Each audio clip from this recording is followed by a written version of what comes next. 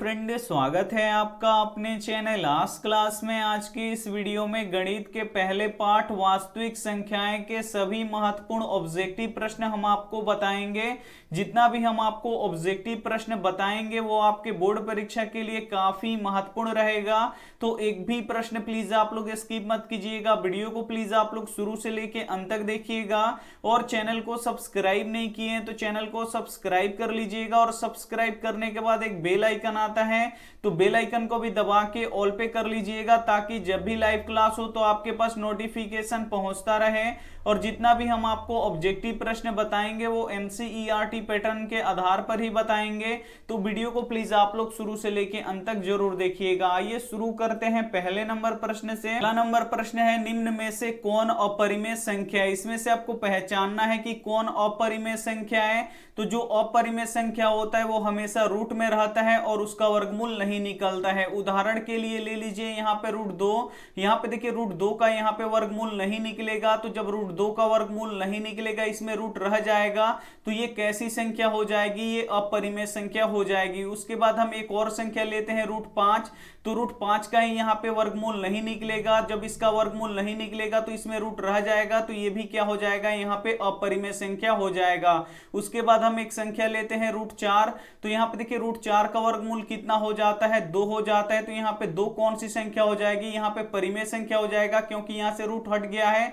तो यहाँ पे 2 जब परिमेय हो जाएगा, इसीलिए यहाँ पे √4 भी क्या हो जाएगा? परिमेय हो जाएगा। उसके बाद यहाँ पे देखिए एक और संख्या लेते हैं √9। तो यहाँ पे देखिए √9 का वर्गमूल कितना हो जाएगा? 3 हो जाएगा। और 3 कैसी संख्या है? परिमेय संख्या है, इसीलिए यहाँ पे √9 भी यहाँ पे क्या हो जाएगा? परिमेय हो जाएगा। जिस भी संख्या का यहाँ पे अगर वर्गमूल निकलेगा वो कैसी संख्या होगी? वो परिमेय संख्या होगी। और जिस भी संख्या का वर्गमूल नहीं निकलेगा वो कैसा होगा? तो वो अपरिमेय संख्या होगा। यहाँ पे देखिए √2 का वर्गमूल नहीं निकल रहा है, और जब इसका वर्गमूल नहीं निकलेगा तो इसमें रूट रह जाएगा, तो ये भी अपरिमेय हो जाएगा। और यहाँ पे देखिए √5 का भी वर्गमूल नहीं निकलेगा, तो ये भी क्या हो जाएगा? अपरिमेय होगा। लेकिन यहाँ पे देखिए √4 का वर्गमूल निकलेगा, और जिस भी संख्या का यहाँ पे वर्गमूल निकलेगा वो क्या हो जाएगा? परिमेय हो जाएगा। यहाँ पे 9 का भी वर्गमूल निकलेगा, तो ये भी क्या हो जाएगा? यहाँ पे परिमेय हो जाएगा। अब यहाँ पे हम पहला प्रश्न बनाते हैं, निम्न में से कौन अपरिमेय संख्या है? इसमें से आपको पहचानना है कि कौन अपरिमेय संख्या है।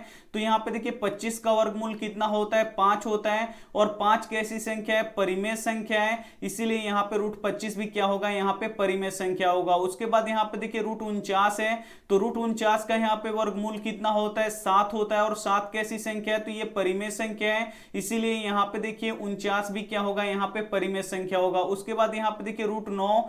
तो √9 का वर्गमूल कितना होता है? 3 होता है। तो 3 कैसी संख्या है? परिमेय संख्या है, इसीलिए यहाँ पे √9 भी परिमेय होगा।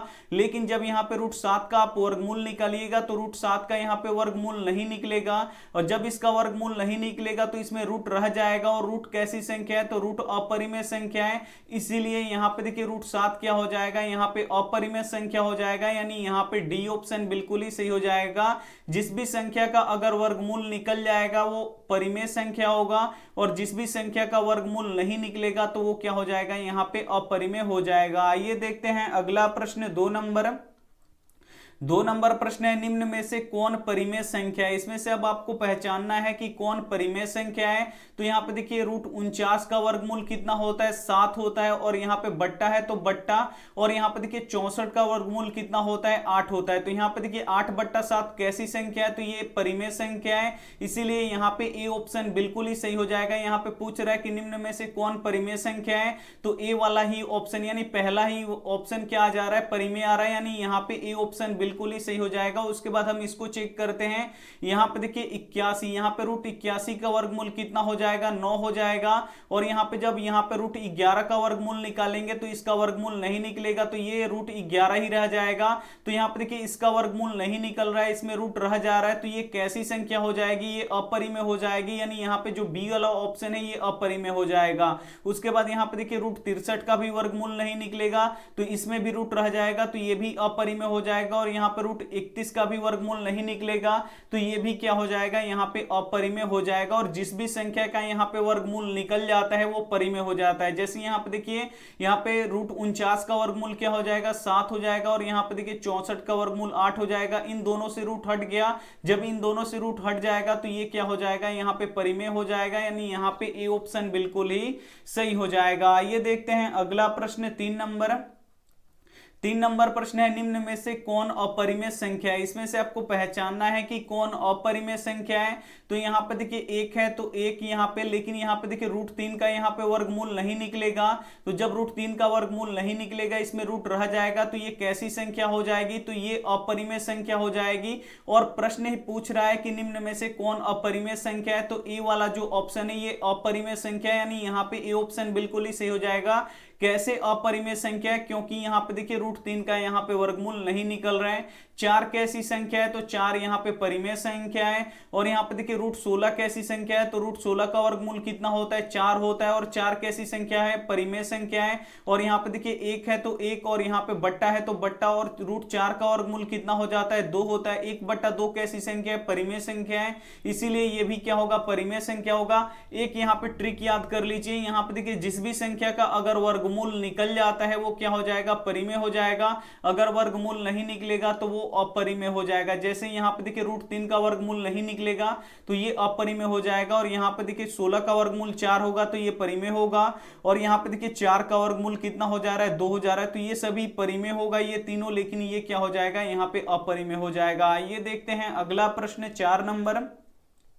4 नंबर प्रश्न है कि 3√3 एक संख्या है। यहाँ पे आपको बताना है कि 3√3 कैसी संख्या है। तो यहाँ पे देखिए 3√3 है, तो यहाँ पे देखिए 3 है, और इस यहाँ पे देखिए √3 का वर्गमूल नहीं निकलेगा। तो जब इसका वर्गमूल नहीं निकलेगा तो इसमें रूट रह जाएगा। और रूट कैसी संख्या है, तो रूट एक अपरिमेय संख्या है, इसीलिए यहाँ पे देखिए 3√3 कैसी संख्या होगा, यहाँ पे अपरिमेय संख्या होगा। यानी यहाँ पे बी ऑप्शन बिल्कुल ही सही हो जाएगा। अगर एक संख्या यहाँ पे एग्जाम्पल के लिए ले लेते हैं हम 2√4, अगर ये पूछता कि कैसी संख्या है, तो यहाँ पे देखिए 2 और √4 का यहाँ पे वर्गमूल कितना होता है, 2 होता है। तो 2 दूना यहाँ पे कितना हो जाएगा, 4। तो ये वाली संख्या क्या हो जाएगी, यहाँ पे परिमेय हो जाएगी। और ये वाली संख्या क्या हो जाएगी, अपरिमेय हो जाएगी। अपरिमेय ये कैसी हो जाएगी, क्योंकि यहाँ पे देखिए √3 का यहाँ पे वर्गमूल नहीं निकलेगा। जब √3 का वर्गमूल नहीं निकलेगा तो ये अपरिमेय हो जाएगा। लेकिन यहाँ पे √4 का वर्गमूल निकल जाएगा। तो जब √4 का वर्गमूल निकल जाएगा तो ये कैसा होगा, यहाँ पे परिमेय हो जाएगा। ये देखते हैं अगला प्रश्न 5 नंबर प्रश्न है कि √2 क्या है। यहाँ पे आपको बताना है कि एक संख्या है √2, और ये बताना है कि कैसी संख्या है। तो यहाँ पे देखिए √2 का यहाँ पे वर्गमूल नहीं निकलेगा। और जब यहाँ पे √2 का वर्गमूल नहीं निकलेगा तो इसमें रूट रह जाएगा। और जब भी किसी संख्या में रूट रह जाता है वो कैसी संख्या हो जाती है, तो वो अपरिमेय संख्या हो जाती है। यानी यहाँ पे बी ऑप्शन बिल्कुल ही सही हो जाएगा। अगर यहीं पे एक संख्या रहता है यहाँ पे √25, अगर पूछा जाता है कि ये कैसी संख्या है, तो यहाँ पे देख सकते हैं 25 का वर्गमूल कितना होता है, 5 होता है। और 5 से रूट हट जाएगा तो यहाँ पे √25 कैसी संख्या हो जाएगी, यहाँ पे परिमेय हो जाएगी। लेकिन यहाँ पे देखिए √2 है, और √2 का यहाँ पे वर्गमूल नहीं निकलेगा तो इसमें रूट रह जाएगा। तो ये क्या हो जाएगा, यहाँ पे अपरिमेय हो जाएगा। यानी यहाँ पे बी ऑप्शन बिल्कुल ही सही हो जाएगा। काफी महत्वपूर्ण प्रश्न है, तो एक भी प्रश्न प्लीज आप लोग स्किप मत कीजिएगा। वीडियो को प्लीज आप लोग शुरू से लेके अंत तक जरूर देखिएगा। आइए देखते हैं अगला प्रश्न 6 नंबर प्रश्न है कि π/2 क्या है। यहाँ पे आपको बताना है कि जो π/2 संख्या है ये क्या है। तो यहाँ पे देखिए पाई भी क्या होता है, यहाँ पे अपरिमेय होता है। ये भी आपको याद रखना है। जो पाई होता है ये कैसी होती है, तो ये अपरिमेय होता है। पाई हमेशा क्या होता है, अपरिमेय होता है। और रूट भी क्या होता है, हमेशा अपरिमेय होता है। अगर रूट और पाई किसी भी संख्या में लगा हो तो वो क्या हो जाएगा, अपरिमेय हो जाएगा। तो यहाँ पे देखिए π/2 कैसी संख्या है, तो पाई यहाँ पे लग गया, तो पाई कैसी संख्या है, अपरिमेय संख्या है। इसीलिए यहाँ पे π/2 भी क्या हो जाएगा, यहाँ पे अपरिमेय संख्या होगा। यानी यहाँ पे बी ऑप्शन बिल्कुल ही सही हो जाएगा।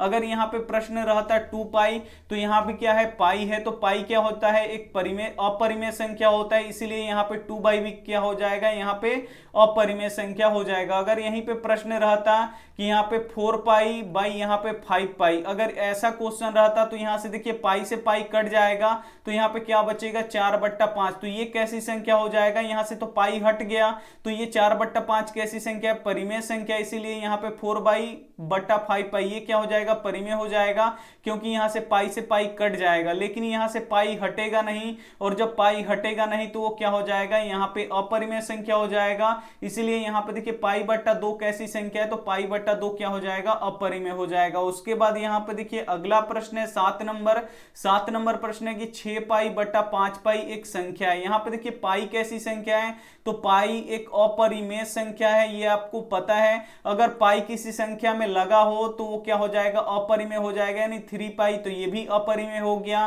पाई बाई यहाँ पे 6, तो ये भी कैसा हो जाएगा, यहाँ पे अपरिमेय हो जाएगा। लेकिन जब यहाँ से पाई अगर कट जाएगा तो यहाँ से तो पाई हट गया, अब क्या बच गया यहाँ पे 6/5, तो ये कैसी संख्या होगा, तो ये कैसी संख्या होगा, तो ये परिमेय होगा। ये आपको याद रखना है, और बिल्कुल ऐसे ही ऐसे प्रश्न पूछे जाते हैं, यानी यहाँ पे ए ऑप्शन बिल्कुल ही सही हो जाएगा। आइए देखते हैं अगला प्रश्न 8 नंबर प्रश्न है कि 625 के अभाज्य गुणनखंड में 5 का घात होगा। काफी महत्वपूर्ण प्रश्न है, और यह भी प्रश्न बोर्ड परीक्षा में बहुत बार पूछा गया है कि 625 का जब आप अभाज्य गुणनखंड करेंगे तो 5 का घात कितना आएगा। तो सबसे पहले 625 का अभाज्य गुणनखंड कर लीजिए, 5 से कटेगा, 5 एकम 5, और यहाँ पे 1 गया, यहाँ पे हो जाएगा 12, 5 दूना हो जाएगा 10, और यहाँ पे 50 25, यानी ये 125 बार में कटेगा। फिर 5 से कटा दीजिए, ये यहाँ पे देखिए कितना बार में कटेगा, 5 दूना 10, और 50 कितना हो जाएगा, यहाँ पे 25। अब यहाँ पे देखिए 5 से कटाइए, तो यहाँ पे 50 कितना हो जाएगा, यहाँ पे 25। यहाँ पे देख सकते हैं 5 कितना बार आया है, 1 2 3 4, यानी 5 के पावर कितना हो जाएगा, 4 हो जाएगा, क्योंकि 5 कितना बार आया है, 4 बार आया है। तो यहाँ पे पूछ रहा है 625 के अभाज्य गुणनखंड में 5 का घात होगा, तो 5 का घात कितना होगा, तो 5 का घात 4 होगा, यानी यहाँ पे डी ऑप्शन बिल्कुल ही सही हो जाएगा। आइए देखते हैं अगला प्रश्न 9 नंबर प्रश्न है कि 1440 में 2 का अधिकतम घात कितना होगा। ये भी काफी महत्वपूर्ण प्रश्न है, और ये भी प्रश्न बोर्ड परीक्षा में बहुत बार पूछा गया है। तो इसका भी क्या करेंगे, सबसे पहले 1440 का अभाज्य गुणनखंड निकालेंगे। तो निकाल लीजिए, 2 से ये कटाइए, 2 से 14 कितना बार में कटेगा, 7 बार में कटेगा, और फिर 4 कितना बार में कटेगा, 2 बार में कटेगा, और यहाँ पे क्या हो जाएगा, 0 हो जाएगा। फिर ये 2 से कटेगा, तो यहाँ पे देखिए 2 तियां कितना हो जाएगा, यहाँ पे 6, और 2 छक्के 12, अब यहाँ पे 360 हो गया। उसके बाद यहाँ पे देखिए 2 से फिर कटेगा, तो ये कितना बार में कटेगा, 180 बार में कटेगा। फिर 2 से कटेगा ये 90 बार में, फिर 2 से कितना बार में कटेगा, 45 बार में कटेगा। फिर ये 5 से कटेगा, तो यहाँ पे देखिए 5 9 कितना हो जाएगा, यहाँ पे 45, फिर 3 से ये कट जाएगा। यहाँ पे देखिए 2 कितना बार आया है, 1 2 3 4 5, यानी यहाँ पे हम लिख सकते हैं 2 के पावर 5। 3 कितना बार आया है, 2 बार आया है, यानी 3 के पावर 2, और 5 कितना बार आया है, 1 बार आया है। तो यहाँ पे देखिए पूछ रहा है कि 1440 में 2 का अधिकतम घात कितना होगा, तो 2 का अधिकतम घात कितना होगा, 5 होगा, यानी यहाँ पे सी ऑप्शन बिल्कुल ही सही हो जाएगा। अगर यही प्रश्न में पूछता कि 1440 में 3 का अधिकतम घात कितना होगा, तो 3 का अधिकतम घात कितना होगा, 2 होगा, तो 2 वाले ऑप्शन पे टिक लगाते। अगर यही प्रश्न में पूछता कि 1440 में 5 का अधिकतम घात कितना होगा, तो 5 का अधिकतम घात 1 होगा। तो जो भी प्रश्न आपसे पूछे वो आप बना सकते हैं। उम्मीद करते हैं ये सभी प्रश्न आपको काफी अच्छी तरीके से समझ में आ रहे होंगे। आइए देखते हैं अगला प्रश्न, यहाँ पे 10 नंबर प्रश्न है कि 2 क्रमिक सम संख्याओं का HCF क्या होगा। यहां पे आपको बताना है कि 2 क्रमिक का अर्थ होता है लगातार, यानी 2 लगातार सम संख्याओं का HCF का अर्थ होता है मौसा, यानी 2 लगातार सम संख्याओं का मौसा क्या होगा। तो सम संख्या किसे कहते हैं, जो 2 से पूरा कट जाता है वो सम संख्या होता है। यहां पे हम एक संख्या लिख रहे हैं, यहाँ पे 1 2 3 4 5 और यहाँ पे 6। तो इसमें आपको पहचानना है कि सम संख्या कौन है, विषम संख्या कौन है। तो यहाँ पे 2 से भाग लगाइएगा तो ये नहीं कटेगा, लेकिन इसमें अगर 2 से भाग लगाइएगा तो ये पूरा पूरा कट जाएगा एक बार में। और यहाँ पे देखिए, यहाँ पे भी 2 से हम भाग लगाएंगे तो ये नहीं कटेगा, लेकिन यहाँ पे 4 में अगर 2 से भाग लगाएंगे तो ये पूरा पूरा कट जाएगा। तो 4 क्या हो जाएगा, यहाँ पे सम संख्या हो जाएगा, 2 भी सम संख्या होगा, 4 भी सम होगा, 6 भी सम होगा। तो 2 लगातार सम संख्या लेना है। तो सबसे छोटी जो सम संख्या होती है वो 2 होती है, और 2 के बाद जो सम संख्या होती है वो क्या होती है, यहाँ पे 4 होती है। अगर इन दोनों का अगर हम HCF निकालेंगे, मौसा निकालेंगे, तो क्या आएगा ये आपको बताना है। तो यहाँ पे 2 यहाँ पे छोटी है तो इसको बाहर, और जो बड़ी होती है उसका अंदर, 2 दूना ये कितना हो जाएगा, 4, यानी कट जाएगा ये। मौसा कितना निकलेगा, 2 निकलेगा, यानी यहाँ पे बी ऑप्शन बिल्कुल ही सही हो जाएगा। कोई भी अगर 2 हम क्रमिक सम संख्या लेंगे और उसका मौसा निकालेंगे तो कितना आएगा, हमेशा 2 ही आएगा, ये आपको याद रखना है। जैसे एक संख्या ले लेते हैं 10 और 12, 10 यहाँ पे सम संख्या है, और 10 के बाद जो क्रमिक सम संख्या आती है वो कौन सी है, 12 है। अगर इसका हम मौसा निकालेंगे तो देख लीजिए कितना आता है। तो यहाँ पे देखिए 10 से कम कितना हो जाएगा, 10, 2 कट गया। अब यहाँ पे देखिए 10 आएगा तो 2 5 कितना हो जाएगा, यहाँ पे 10। कौन सा कटा रहा है, यहाँ पे 2 कटा रहा है, तो यहाँ भी मौसा कितना आ रहा है, 2 आ रहा है। यानी यहाँ पे आप लोग याद रख लीजिए कि 2 क्रमिक सम संख्याओं का HCF यानी मौसा क्या होगा, तो हमेशा 2 ही आएगा, यानी यहाँ पे बी ऑप्शन बिल्कुल ही सही हो जाएगा। आइए देखते हैं अगला प्रश्न, यहाँ पे 11 नंबर प्रश्न है कि 2 क्रमिक विषम संख्याओं का HCF क्या होगा। अब यहाँ पे आपको बताना है कि 2 लगातार विषम संख्याओं का मौसा क्या होगा। तो विषम संख्या क्या होता है, जिसमें 2 से भाग न लगे, जैसे 1 हो गया, उसके बाद 3 आता है, उसके बाद 5 आता है, उसके बाद यहाँ पे 7 आता है, उसके बाद यहाँ पे 9 आता है। तो ये क्या हो गया, यहाँ पे क्रमिक विषम संख्या हो गया। तो यहाँ पे देखिए, अगर कोई भी 2 अगर विषम संख्या लेंगे, क्रमिक यानी लगातार होता है, एक का क्रमिक कौन होगा, यहाँ पे 3 होगा। एक के बाद क्या आता है, दूसरी विषम संख्या, यहाँ पे 3 आता है। तो अगर इसका यहाँ पे देखिए हम HCF निकालेंगे, मौसा निकालेंगे, तो क्या होगा। तो यहाँ पे देखिए 1 और 3 का जब हम मौसा निकालेंगे तो 1 3 कितना हो जाएगा, यहाँ पे 3 कट जाएगा, मौसा कितना निकलेगा, 1 निकलेगा। उसी तरह अगर हम यहाँ पे देखिए 3 और 5 का यहाँ पे मौसा निकालते हैं, तो 3 और 5 का निकालेंगे तो 3 एकम क्या होगा, 3 2, और यहाँ पे आएगा 3। तो यहाँ पे देखिए 2 एकम कितना हो जाएगा, 2 1, और यहाँ पे क्या हो जाएगा, 2 1 दूना कितना हो जाएगा, 2 कट गया। यहाँ पे भी मौसा कितना आया, 1। तो यहाँ पे आप लोग याद रख सकते हैं कि 2 क्रमिक विषम संख्याओं का HCF कितना होता है, 1 होता है। इसे आपको याद रखना है, यानी यहाँ पे ए ऑप्शन बिल्कुल ही सही हो जाएगा। और 2 क्रमिक सम संख्याओं का मौसा कितना होता है, तो सम संख्याओं का मौसा 2 होता है। तो इन दोनों को आपको याद रखना है। आइए देखते हैं अगला प्रश्न, 12 नंबर प्रश्न है, निम्न में से कौन अभाज्य संख्या। अब इसमें से आपको बताना है कि कौन अभाज्य संख्या है। तो अभाज्य संख्या किसे कहते हैं, तो वैसी संख्या जो एक और खुद के सिवा किसी अन्य संख्या से नहीं कटता है उसे अभाज्य संख्या कहते हैं। जैसे यहां पे देख लीजिए, एक संख्या लेते हैं 2 3 4 और यहां पे 5। तो यहां पे देखिए अभाज्य संख्या किसे कहते हैं, तो वो संख्या जो एक और खुद के सिवा किसी अन्य संख्या से नहीं कटता है उसे हम अभाज्य संख्या कहते हैं। जैसे यहाँ पे देखिए 2 किससे कटेगा, 1 से कटेगा, नहीं तो केवल 2 से कटेगा। तो 2 यहाँ पे क्या हो जाएगा, अभाज्य संख्या हो जाएगा। 3 देखिए ये 1 से कटेगा, नहीं तो खुद 3 से कटेगा, तो ये भी क्या हो जाएगा, यहाँ पे अभाज्य हो जाएगा। लेकिन यहाँ पे जब आप 4 देखिएगा तो 4 यहाँ पे क्या हो जाएगा, ये 1 से भी कटेगा और खुद 4 से भी कटेगा और साथ में ये 2 से भी कट जाएगा। तो 4 यहाँ पे क्या हो जाएगा, भाज्य हो जाएगा। 5 देख लीजिए, 5 यहाँ पे 1 से कटेगा, नहीं तो 5 से कटेगा, तो ये भी क्या हो जाएगा, यहाँ पे अभाज्य हो जाएगा। 9 देख लीजिए, 1 से कटेगा, नहीं तो यहाँ पे खुद 9 से कटेगा और साथ में ये 3 से भी कट जाएगा। तो एक और खुद के सिवा यहाँ से देखिए ये 3 से भी कट जा रहा है, तो यहाँ पे 9 क्या हो जाएगा, भाज्य हो जाएगा। और यहाँ पे 4 देखिए, एक और खुद यानी 4 से भी ये कटेगा और साथ में ये 2 से भी कट जाएगा, तो ये भी क्या हो जाएगा, यहाँ पे भाज्य संख्या हो जाएगा। लेकिन यहाँ पे देखिए 2 क्या होगा, ये 1 से कटेगा, नहीं तो ये 2 से ही कटेगा, ये और किसी अन्य संख्या से नहीं कटेगा, तो ये अभाज्य होगा। और यहाँ पे देखिए जो 3 है ये 1 से कटेगा, नहीं तो खुद 3 से ही कटेगा, ये अन्य संख्या से नहीं कटेगा, तो ये भी क्या होगा, अभाज्य होगा। 5 भी 1 से कटेगा, नहीं तो 5 से कटेगा, ये अन्य किसी संख्या से नहीं कटेगा, तो ये भी क्या हो जाएगा, अभाज्य हो जाएगा। यहाँ पे ले लेते हैं 11 1 से कटेगा और नहीं तो यहाँ पे 11 से कटेगा, ये और किसी अन्य संख्या से नहीं कटेगा, तो ये क्या हो जाएगा, अभाज्य संख्या। अभाज्य संख्या किसे कहते हैं? जो एक और खुद के सिवा यानी अपने आप के सिवा किसी अन्य संख्या से नहीं कटता है, वो अभाज्य संख्या होता है। अब यहाँ पे देखिए एक संख्या लेते हैं 12, तो 12 1 से भी कट जाएगा, यहाँ पे 2 से भी कट जाएगा, 3 से भी कट जाएगा, 4 से भी कट जाएगा और यहाँ पे 6 से भी कट जाएगा और 12 से भी क्या हो जाएगा? कट जाएगा।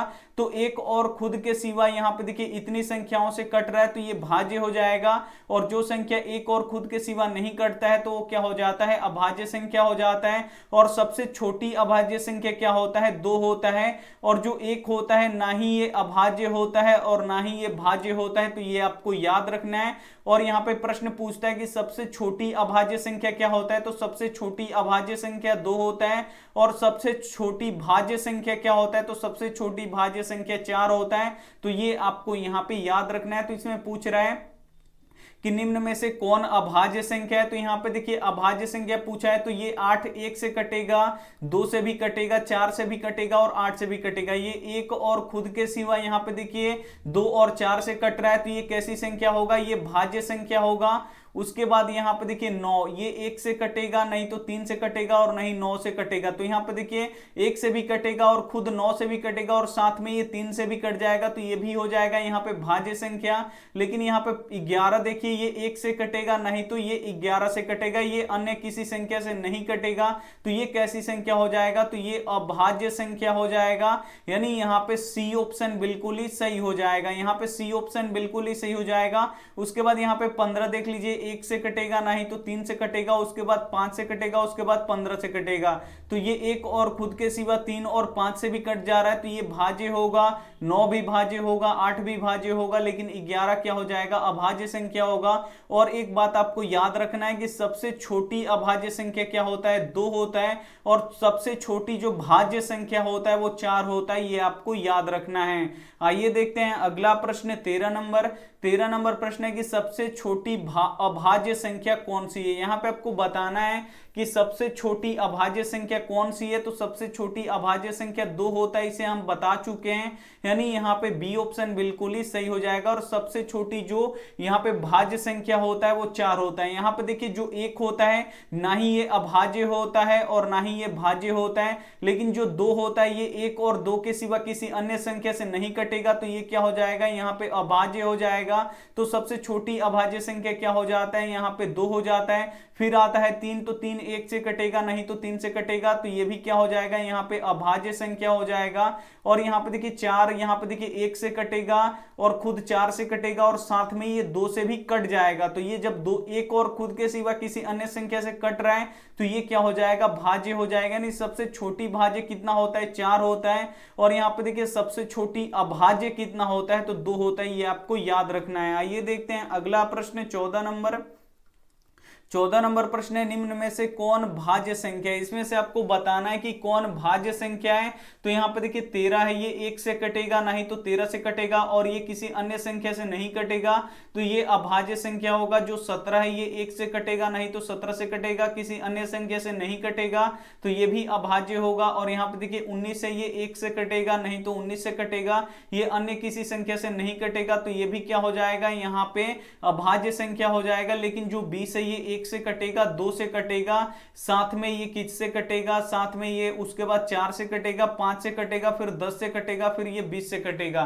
तो यहाँ पे देख सकते हैं ये कौन सी संख्या हो जाएगा? ये भाज्य संख्या हो जाएगा, यानी यहाँ पे डी ऑप्शन बिल्कुल ही सही हो जाएगा। आइए देखते हैं अगला प्रश्न 15 नंबर। 15 नंबर प्रश्न है कि दो संख्याओं का मौसा और लसा क्रमशः 6 और 702 है। यदि पहली संख्या 54 है तो दूसरी संख्या ज्ञात करें। तो ये प्रश्न काफी महत्वपूर्ण प्रश्न है और ऐसे ही प्रश्न आते हैं, तो इसे काफी अच्छी तरीके से समझिएगा। तो इसके लिए एक फॉर्मूला होता है, पहली संख्या यहाँ पे हम लिख देते हैं, पहली संख्या गुणे दूसरी संख्या, यहाँ पे हम लिख देते हैं दूसरी संख्या, पहली संख्या गुणे दूसरी संख्या बराबर क्या होता है? लस और गुणे क्या होता है यहाँ पे मौसा। आप इंग्लिश में भी लिख सकते हैं एलसीएम गुणे यहाँ पे एचसीएफ। तो यहाँ पे देखिए पहली संख्या कितना दिया है, तो पहली संख्या 54 दिया है, तो पहली संख्या की जगह पे 54 आपको लिख देना है।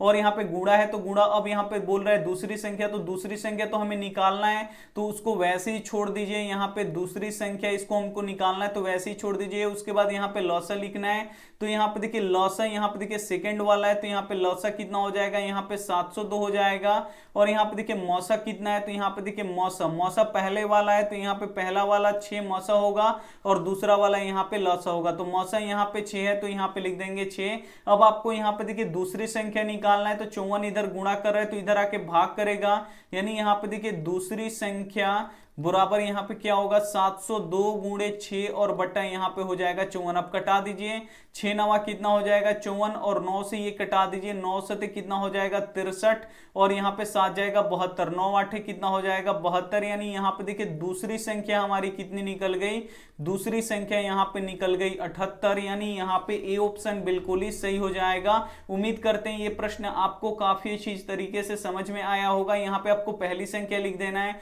दूसरी संख्या निकालना है तो आपको वैसे ही छोड़ देना है। उसके बाद लौसा लिखना है, तो यहाँ पे देखिए मौसा और लौसा दिया है, पहले मौसा दिया है तो पहला वाला यहाँ पे मौसा होगा और दूसरा वाला लौसा होगा। तो मौसा यहाँ पे 6 होगा और लौसा कितना होगा यहाँ पे 702 होगा। यहाँ पे रख दीजिए और थोड़ा सा यहाँ पे कैलकुलेशन कीजिएगा तो आपका आंसर निकल जाएगा। आइए देखते हैं अगला प्रश्न 16 नंबर प्रश्न है, यदि a और 18 का लौसा, यहाँ पे देखिए a और 18 का लौसा 36 और मौसा 2 हो तो a का मान ज्ञात करें। यानी यहाँ पे दो संख्या दिया है, पहली संख्या a दिया है और दूसरी संख्या 18 दिया है, इसका लौसा कितना दिया है 36 दिया है, मौसा यहाँ पे 2 दिया है। तो बोल रहा है कि इस a का मान आपको क्या करना है, निकालना है। तो इसके लिए भी वही फॉर्मूला लगेगा कि पहली संख्या गुणे दूसरी संख्या बराबर क्या होता है यहाँ पे लौसा और गुणे क्या होगा यहाँ पे मौसा। यहाँ पे हम शॉर्ट में लिख दिए पहली संख्या गुणे दूसरी संख्या, तो पहली संख्या क्या है a है तो यहाँ पर रख दीजिए a और दूसरी संख्या कितना है 18 तो यहाँ पे लिख दीजिए 18। लौसा कितना है 36 है तो यहाँ पे लिख दीजिए 36 और मौसा कितना है तो यहाँ पे 2 है तो यहाँ पे लिख दीजिए 2। अब यहाँ पे इस a का मान आपको निकालना है, तो 18 इधर गुणा कर रहे हैं तो इधर आके क्या करेगा भाग करेगा, नहीं बट्टा के नीचे हो जाएगा। यानी a बराबर क्या हो जाएगा यहाँ पे 36 गुणे 2 और बट्टा के नीचे क्या हो जाएगा 18 हो जाएगा। अब यहाँ पे कटा दीजिए, 18 से 36 कितना बार में कटेगा 2 बार में कटेगा, यानी a बराबर कितना हो जाएगा 2 गुणे 2, तो 2 दूना कितना हो जाएगा 4। यानी a का मान कितना निकलेगा यहाँ पे 4 निकलेगा। यानी यहाँ पे आपका सी ऑप्शन बिल्कुल ही सही हो जाएगा। आइए देखते हैं अगला प्रश्न 17 नंबर प्रश्न है कि a equal to B Q plus R में यदि b बराबर 25, q बराबर 12 और r बराबर 13 हो तो a का मान ज्ञात करें। इस a का मान आपको निकालना है। तो यहाँ पे देखिए प्रश्न दिया है कि a equal to B Q plus यहाँ पे r, इसमें क्या दिया है कि b बराबर यहाँ पे 25 दिया है, q बराबर कितना दिया है 12 दिया है, r बराबर यहाँ पे 13 दिया है। तो इस a का मान आपको क्या करना है निकालना है। तो बस b के जगह पे आपको b का मान रख देना है, q के जगह पे आपको q का मान रख देना है, r के जगह पे आपको r का मान रख देना है, आपका a का मान निकल जाएगा। a का मान निकालना है तो उसको वैसे ही छोड़ दीजिए। b का मान 25 है तो यहाँ पे लिख दीजिए 25 और ये दोनों क्या है गुणा में है तो यहाँ पे गुणा लिखिए। और यहाँ पे q कितना है 12 है तो यहाँ पे 12 और प्लस यहाँ पे r कितना हो जाएगा यहाँ पे 13 दिया है तो r की जगह पे यहाँ पे हम 13 लिख देंगे। उसके बाद यहाँ पे देखिए a बराबर, सबसे पहले यहाँ पे आपको गुणा करना है, तो 25 में 12 से गुणा करेंगे तो कितना आएगा यहाँ पे 300 आएगा और प्लस है तो प्लस और यहाँ पे 13 है तो 13। यहाँ पे 25 में 12 से गुणा करके देख लीजिए, यहाँ पे देखिए गुणा करेंगे तो 5 दूना 10 और 2 दूना 4 1 5 और यहाँ पे देखिए 5 और 2 एकम 2। यहाँ पे देखिए 0 5 5 10 के 0 हाथ में लगा 1 2 1 3, यहाँ पे 300 आया। तो 25 में 12 से गुणा करेंगे 300 और प्लस यहाँ पे 13, तो 300 में 13 जोड़ेंगे तो कितना हो जाएगा, या 3 से 13 हो जाएगा।